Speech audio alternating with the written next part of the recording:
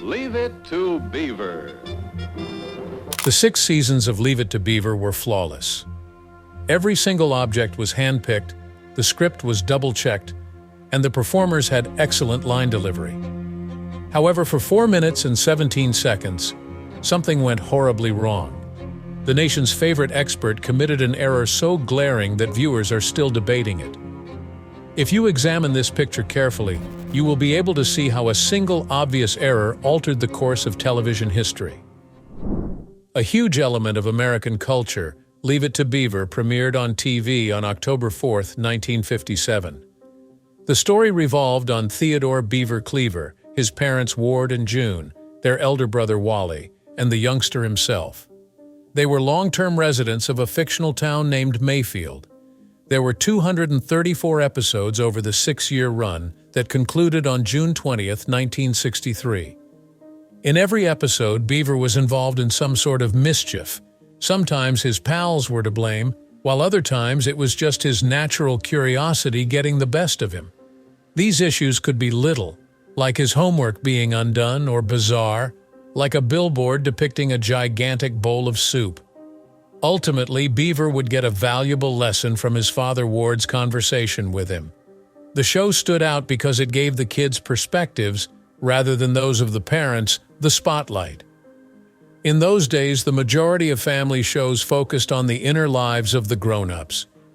This is what set Leave It to Beaver apart and made it relatable to viewers. Even though they depicted a perfect family, the Cleavers' story seemed authentic.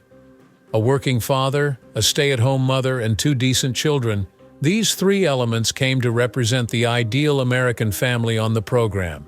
It has a long-lasting impact on people's conceptions of family. Many people started saying things like, "Wally and Ward, I'm worried about the beaver," when it first became popular. Given how flawless the program appears, any set errors or bloopers come as a shock.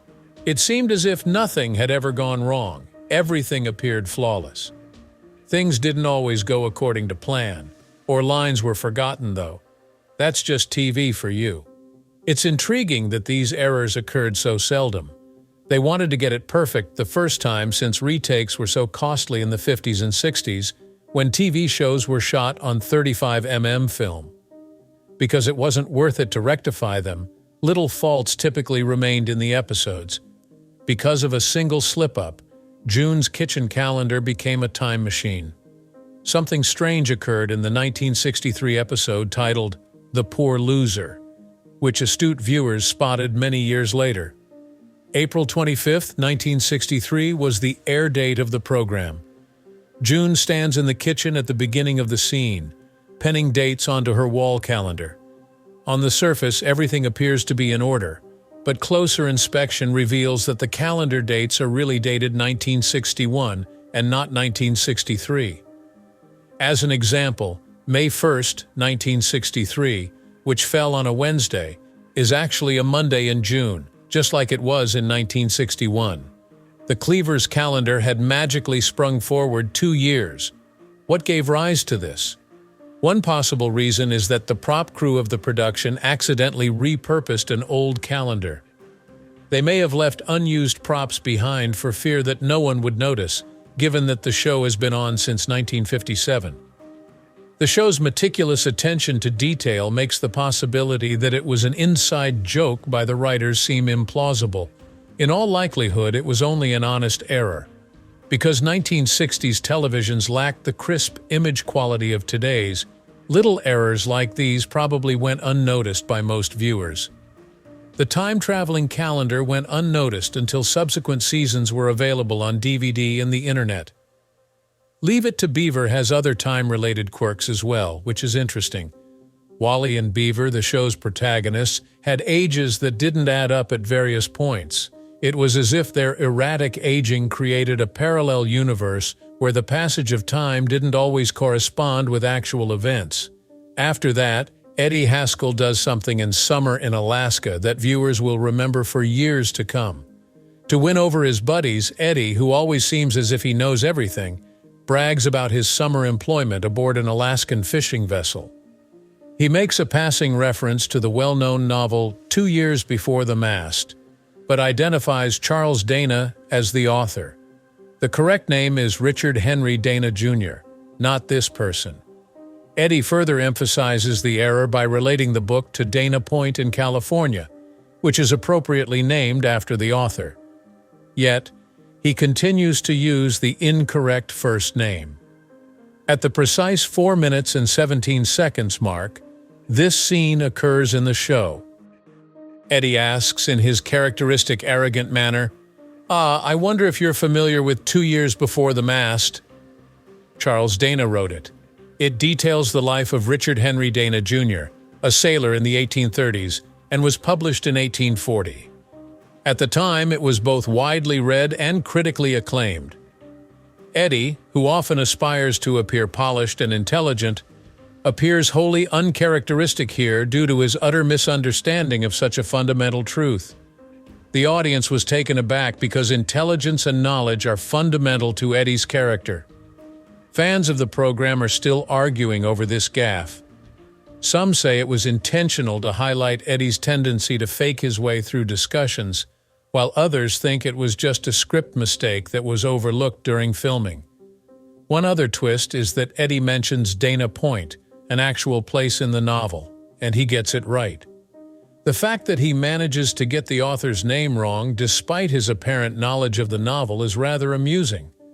The fact that this isn't the first time 2 Years Before the Mast has been referenced in the program makes this gaffe all the more peculiar.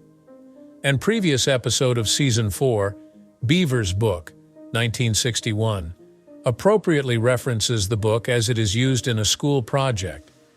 The subsequent error by Eddie is all the more perplexing in light of this prior precision. Whether or not the error was deliberate is a topic of ongoing debate among TV professionals and fans. While some see Eddie's arrogance in saying the wrong thing as fitting with his character, others find it hard to believe that authors Joe Connolly and Bob Mosher would make such a simple mistake given their meticulous attention to detail. This seemingly insignificant slip-up has become a hot topic among Leave It to Beaver fans, regardless of how it transpired. The episode, The Silent Treatment from March 14, 1963, of Leave It to Beaver features a humorous and astute scene that exemplifies the ingenuity of television effects of that time. A bee unexpectedly arrives while Jerry Mather's beaver is painting a door outside. Unfortunately, the bee isn't genuine. It's a little fake, perhaps constructed from balsa wood or foam and painted to resemble a bee. The crew may regulate its motions by attaching it to a tiny nylon fishing line. Even though it appears to be an oversight, the line was left visible on screen, lending an air of humorous playfulness to the scenario rather than being erased. A person off-camera simply manipulated the fishing line to make the bee fly in a manner similar to a real bee's jerky flying. Even though it was a basic technique, it was very innovative for its time. Television in the 1960s lacked the special effects of today, and audiences didn't demand flawless production values. More essential than meticulous accuracy was the scene's charisma and comedic timing. The viewers of that era delighted in these astute nuances. The ingenuity required by early television crews is what makes this scene so interesting. Because they lacked access to digital resources, they made do with practical effects, or things they could really manipulate. The bee on a string effect exemplifies the meticulous handiwork that characterized the early days of television. During the 50s and 60s, miniatures, painted backdrops, and ingenious camera tricks were commonplace in special effects. In order to make amusing illusions with little resources, shows and movies from that era utilized them to great effect. Miniature models and meticulous camera work were used to produce space sequences in 2001, A Space Odyssey, 1968, for example. Model spaceships and other hand-built props were also utilized to depict a future planet in the original Star Trek series, 1966-1969. With the advent of blue screen methods, technology took a giant leap forward.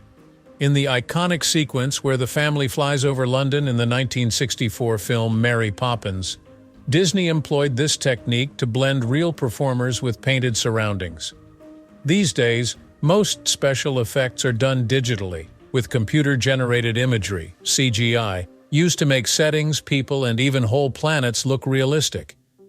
Computers play a significant role in creating the seamless and lifelike appearance in movies such as Avatar, 2009, and Marvel flicks.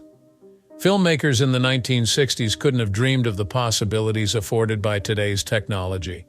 Nonetheless, there are filmmakers that adore practical effects and incorporate them with CGI, such as Christopher Nolan. As an example, Nolan achieved mind-bending visual effects in 2010's Inception by using real sets and stunts. Incorporating both modern and more traditional methods gives the impression of realism to the viewers. Restrictions on what could be broadcast on television were severe in the 1950s, particularly when it came to topics like restrooms. Most programs pretended toilets didn't exist since showing one on TV was considered inappropriate. The October 11, 1957 episode of Leave It to Beaver titled Captain Jack altered that. Due to the controversy it generated, this episode was rescheduled from its initial debut as the series premiere and is now airing as the second episode. While trying to conceal a young alligator in their toilet tank, Wally and Beaver Cleaver are featured in the episode. Being the first time a toilet had ever featured on American television, this seemingly innocent and humorous concept generated quite a stir. Despite the brief appearance of the top tank, the boys were seen interacting with both the alligator and the toilet tank. Critics on the CBS network and the show's writers argued for months over that little moment. Joe Connolly, the show's producer, battled tirelessly to retain the sequence with the toilet over the network's objections. He elaborated by saying it was crucial to the plot. They finally reached an agreement. The tank could remain, but the bowl had to go, and it couldn't be mentioned by name. The episode had to run after another one because of this compromise, which moved it from its planned time slot. People weren't too fond of the bathroom scene. There were worries about underage drinking since the alligator was given brandy to eat by Wally and Beaver in the episode. Taken together, these factors made Captain Jack a formidable obstacle that the show's writers had to meticulously navigate in order to secure approval for. Airing this moment wasn't a picnic. Since Captain Jack was meant to introduce viewers to the Cleaver family, its first rejection by the CBS Standards and Practices Department, which enforced censorship standards, threatened the entire series. Comics Bob Mosher and Joe Connolly had to persuade CBS that it was okay to show the toilet tank. They elaborated that an alligator's hiding spot should have access to water, thus they suggested using a toilet tank. Additionally, they stated that it was foolish to act as though there were no restrooms when everyone had one in their house. When Hunt Stromberg Jr., a CBS executive, backed the show, it broke through. The network ultimately settled on a compromise after much back and forth. The toilet tank could be seen, but only from certain angles, and no one could mention it by name. In order to adhere to these guidelines, the producers employed astute camera work and dialogue. This groundbreaking 4-minute vignette set a precedent for more realistic portrayals of actual life on television and had a lasting impact on the industry. Another major toilet moment on television didn't occur until 1971, when the theme show All in the Family broadcast the sound of a flushing toilet. Leave It to Beaver altered audience expectations for appropriate television programming with this alteration. The episode, The Party Spoiler, first on December 27, 1962, and it dealt with Beaver's feelings of exclusion from his elder brother Wally's party. Beaver, rather than wallow in self-pity, devised a cunning scheme to derail the musical entertainment at the celebration. He constructed a small interrupter and connected it to the record player. Everyone was confused and the dancing was ruined because the interrupter would start and stop the music at random. The music kept cutting off as the prank started, which left Wally's companions very bewildered. Everything became a whirlwind since they had no idea what was going on. Observing the characters' reactions as things unraveled was rather comical. Here is when the narrative starts to seem a bit unbelievable, even if Beaver's trick appeared very ingenious. Record players back then couldn't start and stop instantaneously as modern ones can. A few seconds were required for models such as the GAR RC88 or BSR UA14 to warm up when turned on. It would have sounded strange and sluggish, like the record was winding up before playing at the correct pace, if this had occurred in reality. Instead, the music would have resumed normally. Because the program wanted to keep the timing simple and snappy, they disregarded that, which would have made the prank much hilarious. This type of plot device was typical of that era's television series. In order to make the plot flow better, they often bent the laws of how things operated. Despite its lack of accuracy, it served to clarify Beaver's joke and increase its appeal to the audience. The episode was well received by viewers, despite the little technical issue. Over the years, Beaver's prank was among his most successful plots. Pop culture has made reference to it and even made fun of it. With 68% of viewers choosing the record player prank as their favorite part, the party spoiler was voted the 6th most popular episode of Leave It to Beaver in 2018 by fans. Leave It to Beaver starred Barbara Billingsley as the picture-perfect television mother, June Cleaver. From 1957 until 1963, the show was on the air and went down in television history books. As the show progressed, a hilarious and unexpected backstory emerged about her character. Tony and Jerry Mathers, her on-screen sons, began to have a rapid growth spurt. While Jerry, who portrayed Beaver, grew from 4'3" inches to 5'4" inches by the show's finale, Tony, who played Wally Cleaver, rose from 5'2" inches at 12 years old to 5'8" inches by the 3rd season. In contrast to the stereotypical image of a mother and her children, Barbara, who was 5 feet 5 inches tall, began to appear shorter in their company. Barbara got around this by beginning to wear high heels during filming. The heels were modest at first, but they gradually increased in size as her boys matured. She seemed 5 feet 8 inches tall in her final season because she wore 3-inch heels. Keeping the family appearing as the show intended them to, a strong, put-together mom leading the family, was more important than just looking good. Like her pearl necklace, the heels were an integral part of her personality. Nevertheless, it was not simple to wear those heels daily. The flooring at the Cleaver house set were so spotless and shining that Barbara had to take additional precautions while walking on them. There was this hilarious scene when she was recording an episode and her heel got caught on a loose floorboard, nearly sending her tumbling into a tabletop prop pile. The team rescued her at the last possible moment. It demonstrated how difficult it was to maintain appearances, yet everyone joked about it nevertheless. Fans of Leave It to Beaver are still trying to figure out what happened in the community of Mayfield, even though the program has stopped. Viewers were left with several speculations and discussions because the show never explicitly mentioned where Mayfield was situated. Attempts by viewers to decipher the series' meaning have been popular since its 1957 debut. Because of all the inconsistencies in the episode, pinpointing Mayfield's location is next to impossible. The location of Mayfield in Ohio, close to Cleveland, is a subject of much speculation.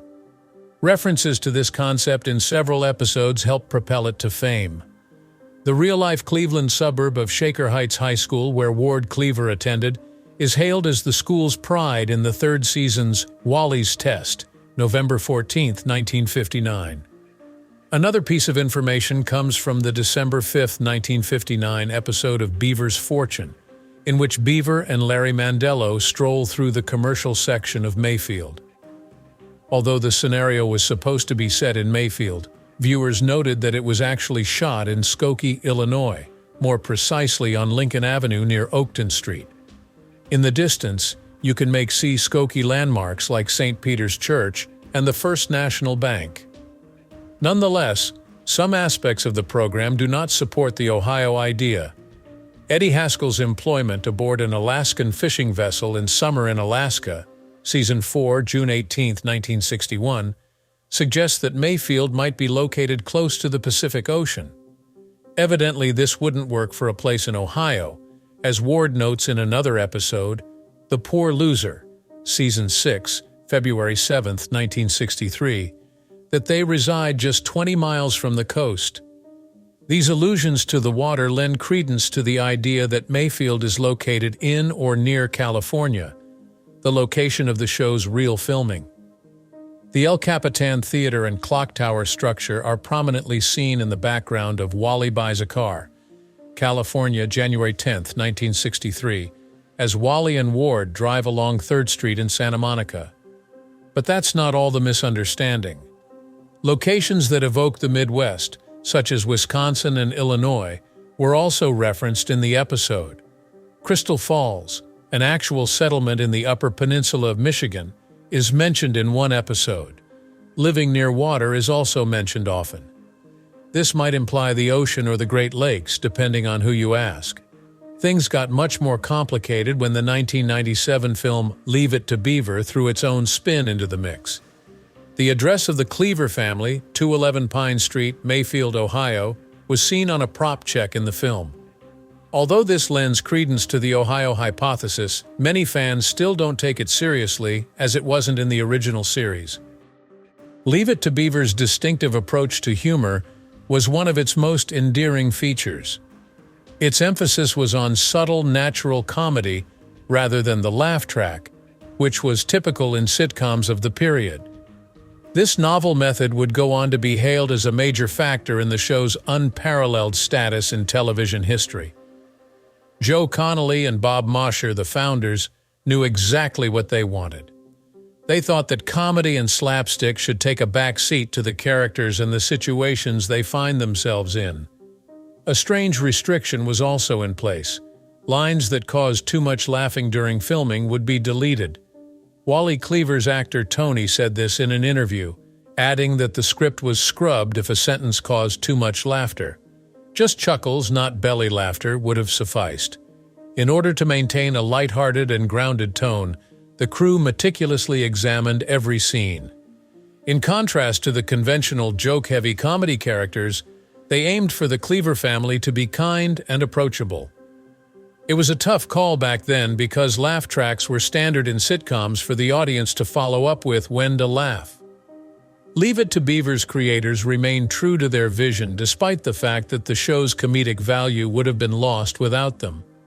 They hoped that the show would portray a realistic, albeit romanticized, family life. To further ensure authenticity, they went to great lengths, such as telling the parents of the kid actors not to allow their children watch the program. This would prevent the youngsters from experiencing the typical problems that child performers face, such as being self-conscious or acting differently due to their celebrity. Over time, Leave It to Beaver became a classic, despite the fact that it didn't place in Nielsen's top 30 during its original run. Generations of admirers were captivated by its subtle wit and the authenticity of its family relationships. Its avant-garde organic approach was later praised by other writers and producers. Skipping laugh tracks in favor of character and story-driven humor is a common tactic in modern comedies. "There are no big laughs in the show," Tony said it so wonderfully. "The comedy comes out of the situations based on the characters. It's not joke-oriented." Many subsequent series embrace this subtle, situational humor, demonstrating how innovative Leave It to Beaver was. The last episode of Leave It to Beaver, Family Scrapbook, aired on June 20, 1963. The adventure spanned 6 seasons and had 234 episodes. At the time, most primetime American sitcoms just ended without providing a suitable conclusion for the characters or the plot. Therefore, this was a historic event in television history, since it was the first time a sitcom concluded with a planned finale. It was mostly due to Jerry Mathers, who portrayed Beaver, that the program ended. He wished he could have a typical adolescent life, going to school, playing sports, and enjoying himself when he was 15 years old and preparing to start high school, but his filming schedule prevented that. The network and the show's creators, Joe Connolly and Bob Mosher, honored his request. The narrative had, in their opinion, come to a fitting conclusion. Without Beaver or a significant shift in the family narrative, The sitcom wouldn't have the same emotional resonance as it had when Tony's Wally was about to graduate from high school and start college. The fact that Leave It to Beaver maintained its popularity and fan base added intrigue to this choice. They cared about their star and being faithful to the tale, rather than merely continuing for money, by ending a program that was still performing well. Family Scrapbook, the last legacy episode, was a touching and emotional farewell to the program. The Cleavers reminisced about their history in it when June discovered a family scrapbook. This not only allowed fans to relive the series' finest moments, but it also answered a long-standing question concerning the origin of Beaver's moniker. Giving characters a befitting farewell was demonstrated by ending the show in this fashion, which altered the way TV series were created. Ever since then, a lot of programs have been careful about how they conclude their storylines. The television industry adopted this concept, which originated with Leave It to Beaver. Reruns of the show were even more successful after its original run finished. Its enduring themes and heartwarming family stories kept drawing in viewers of all ages. A reunion film, Still the Beaver, was released in 1983 as a result of the show's ongoing popularity. Following that, a successor series, The New Leave It to Beaver, ran from 1984 to 1989. Leave It to Beaver made an impression by closing the episode with care, honoring Jerry's desires and letting the plot conclude naturally. Both for the family tales it told and for the way it revolutionized television finales, it is still a classic that many adore.